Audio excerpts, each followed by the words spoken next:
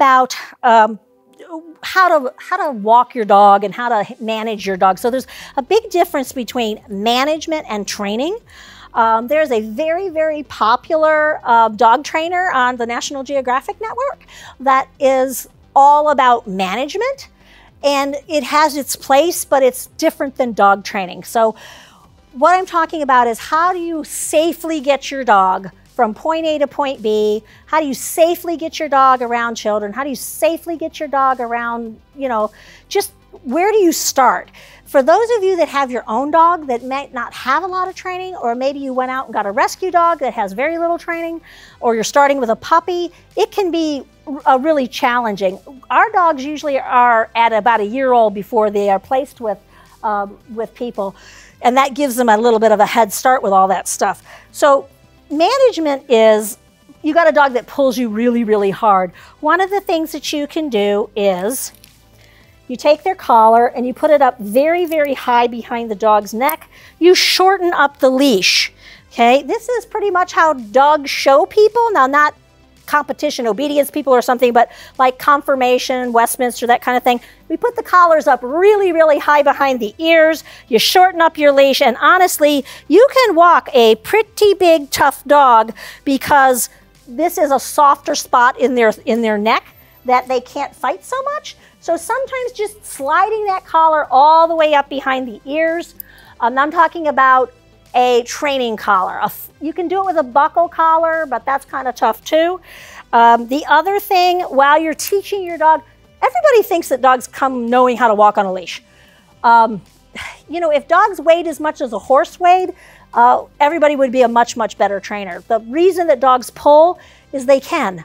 I mean, it sounds dumb, but if they see something fun on the grass and they drag their owner towards it, they've just learned that dragging them into the grass gets them what they want. So one of the things with horses is, you know, you teach them to walk to the field and walk back to the barn without dragging you. It's a must, because they're 800 to 1,200 pounds. So a lot of the stuff that happens with our dogs is simply because we can physically outdo them at some point, especially when they're little. When they get big, not so easy. So again, training collar, or some type of the flat buckle collars you can do this with, but it's a little hard. A martingale, or even a slip chain collar that's put up pretty high behind the dog's ears, you can kind of manage them a whole lot better. The other thing that you can do is make your own no-pull harness. So what I would do is, I am going to take the leash, wrap it around the dog, right behind the dog's elbows, and slide this underneath the collar. So you now have a squeeze release instant harness. Okay? Sure. Okay. So your dog can have any kind of collar on. You can have a flat buckle collar. And what you do is, you take your leash, you go underneath the dog's stomach, but right up behind the elbows, and then you come up through the dog's collar. And again, this is squeezing and releasing, squeezing and releasing. So, good girl. It does really, really help the dog. And you can hold them like kennels, veterinarians, all those places, guys. This is how a lot of the kennel attendants handle big dogs that drag them around. You put a self-fashioned correcting type harness, which is just made out of their leash. Okay, so you can do that with anything. The other thing that you guys can do is, while you're teaching your dogs how to walk nicely, if you can manage the dog, you can put them on a body harness. That way, while the dog is learning how to walk on a collar, you are on the body, not on the collar. If we want this dog to understand that don't pull on your neck. This is off limits. So when we attach to the neck collar, it's training. When we attach to the harness, go be a dog. And this can be for the life of your dog. So if you want to just go to the park, you're walking nicely, the dog's attached to his neck collar, you're walking nice, everything's great. You get to the park or wherever you're going to go, you take off the service dog vest, you can remove the leash from the collar and clip it to the harness. Now you can have a retractable leash or a long line. Go be a dog. Just go be a dog. Children should always walk the dog on a harness, because you cannot teach kids how to properly, you know, do neck pull release commands and keep the tension off their neck and all of that. Kids just want to be kids. They want to run, they want to play with the dog. Here you go. If you have a member of your household that you've tried really, really hard to teach, please don't let my dog pull when there's a collar and they just ignore you, put them on a harness. So who cares if they, you know, the dog drags them all over the place? I don't care. You're better off doing this than trying to get this dog to understand, don't ever, ever, ever pull on your neck. Okay, this is a no. This is like a bridle on a horse versus a halter. Halter, nice and comfortable, no big deal. We still don't want them to pull that much, but it's not as imperative as when you put a bit in that horse's mouth. Those of you that ride know that you can make a very, very tough-mouthed horse or a sour-mouthed horse pretty quick. You can make a collar tough. Guys, I have seen big Labradors and Mastiffs and German Shepherds and whatever, a lot of pitties do the same thing. They can pull you on a prong collar. They can literally drag you down on a prong because they get used to it. So, you know, there is no collar on the market that will make your dog stop pulling for any great length of time. You have to teach them how to walk. So again, if you're just not into training that day, you just want to go out and have, maybe your dog's got to go to the bathroom. Guys, just please remember, just put them on a body harness. You can also use this to attach them to the seat. So you put your dog in the back seat of the car, you have them sit on the seat, you take the leash and you wrap it around your headrest, attach it to the back, give your dog just enough room to lie down, and that way the dog's not going to be jumping all over the place in the car, and it's pretty safe. So that works out really, really well. Okay, so what we're going to work on is these guys all have neck collars, and so it's important that you're always in training mode when the leash is attached to the neck collar. Okay, always. So if you don't feel like it, you don't want to deal with it, it's body harness, and there's nothing wrong with that. So walking out, we're just going to walk out to the door and walk back. The best thing you guys can do is if your dog starts to pull on you, if you're headed towards the door and they start to pull, it's change directions. Good girl. What a good girl. That's good girl. They all know that walking out a door is going someplace and they're going to get in front of you. Okay, and hey, I'm over here. Okay, good girl. Change directions. You're going to change directions going out your front door, like maybe from the door to the car. Change, go back to the house. Change, go back to the house. Change, go back to the house. Then maybe you're going to go a little farther towards the car. They know you're going to get in the car, so yay, let's get in front of you. Change directions. So we're just going to kind of head towards the door, guys, and when your dog gets in front of you, turn and go the other way.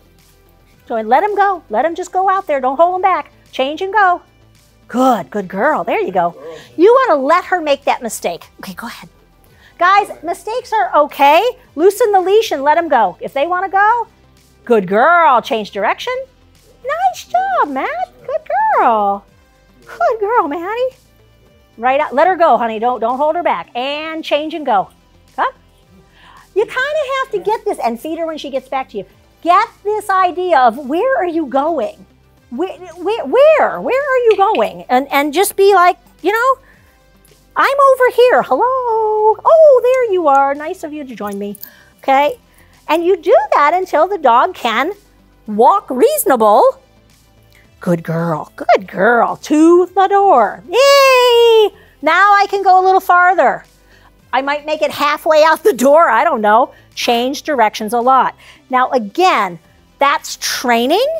If you really have to get someplace, reach down, slide your collar up, stick your hand fairly close to the dog. Management, not training. Management is, come on, dog, we're right here and we got to go to the car. But you're not getting drug out the door. Okay, go ahead and try it another couple times. You don't want to get dragged anywhere, guys. And let her go out. Don't hold her back. Don't hold her back. Let her go. And change and go. Hello. Collar, zippy. Yay, good girl. It sounds weird, but they, you know, bird. I mean, they get distracted. Good girl, Maddie. Maddie says, I'm tired. Good girl. There we go. Come on, baby. And feed her right next to your leg.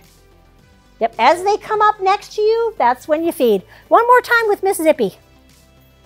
Nice and loose, nice and relaxed, and oh, there she goes, there she goes. Nice and relaxed, and come back. That's it. And feed her when she gets next to your leg. Nice, there you go. So this is all about where are you going? You may not get very far. It's like, you know, if you walk your dog, if you try to exercise your dog by walking, it's, first of all, it's not the best thing to do because it's really not enough exercise for your dog anyway. So I would try to exercise your dog by playing ball with him, maybe swimming. But walking is really us. It's not necessarily them. You're not going to really wear them out. But if you want to go for a walk, again, get on the harness, guys, and just let him be a dog. You're not going to be hurting anything during your training. Now, if you can't physically hang on to your dog for whatever reason, then you guys are going to do a lot of back and forth on the sidewalk. You go out in front of your house, go 10 steps, dog starts to pull, turn, go the other way. 10 steps, turn, go the other way. Your neighbors are going to think you're crazy, but they probably already think you're crazy to start with. So it's okay, but it's like literally, can you walk 20 steps on the sidewalk without your dog dragging you somewhere? And you get your treats, you get everything. It's back and forth and back and forth. Okay, let's go back to the house. House to the car, house to the car, house to the car. They will get tired of that whole routine. Dogs pull because they're excited, and they can. Okay, now, if you are walking and you're working on this and you think your dog has to go to the bathroom, then you just unclip from the collar, stick them on the harness, and do busy, busy. And now the dog can go and sniff and do whatever the heck he needs to do. So it's a really good transition. The harness versus a neck collar. Dog trainers are the worst people in the world, and I tried this for probably 30 years before one of my students actually explained it to me. That's how we learn stuff. Dog trainers are always in training mode. Most of the time, trainers, we don't take our dogs for walks. We train.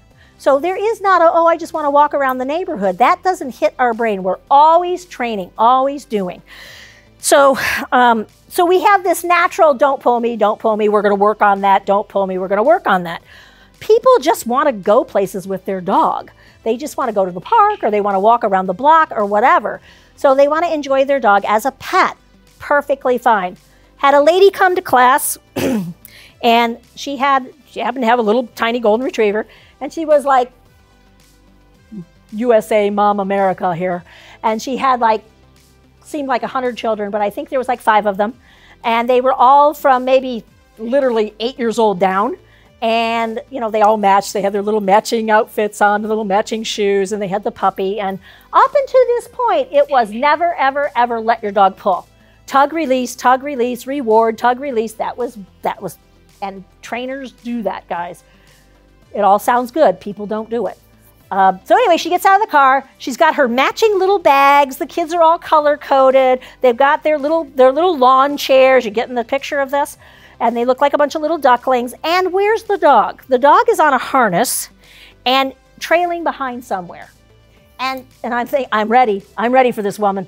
It's like, you do not need to bring all these children to class, and you're supposed to be focusing on your dog. The minute you get out of that car, this is what you're supposed to do.